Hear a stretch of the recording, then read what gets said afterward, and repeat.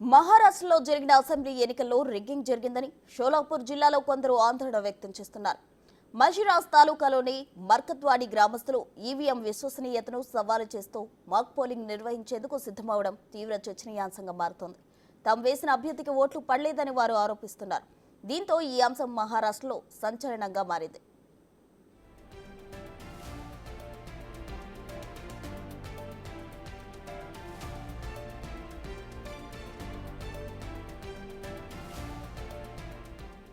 Sharad Pawar NCP వర్గానికి చెందిన అభ్యర్థి ఉత్తమ్ జంకర్ కు ఆ గ్రామంలో 843 ఓట్లు పడ్డాయి.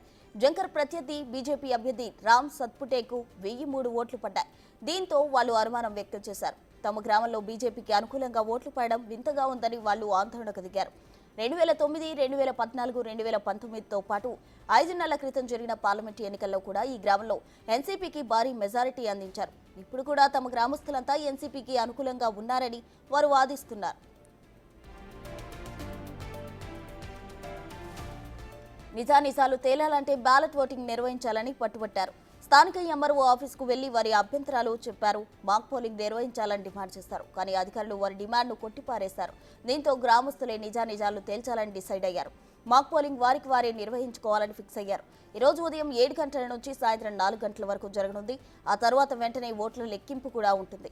దీనికి కావాల్సిన ప్రింటెడ్ బ్యాలెట్ పేపర్లు సైతం సొంత నిధులతో సిద్ధం చేసుకున్నారు. పోలింగ్ తర్వాత ఫలితాలు ఎలా ఉంటాయనే ఉత్కంఠ సర్వత్రా నెలకొంది.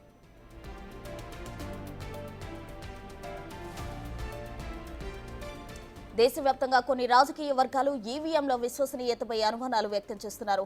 బ్యాలెట్ పేపర్ల ద్వారానే ఎన్నికలు జరగాలని డిమాండ్ చేస్తున్నారు. గత 5 ఏళ్ల నుంచి ఎన్నికలు జరిగిన ప్రతిసారి ఈ డిమాండ్స్ తెరపైకి వస్తున్నాయి.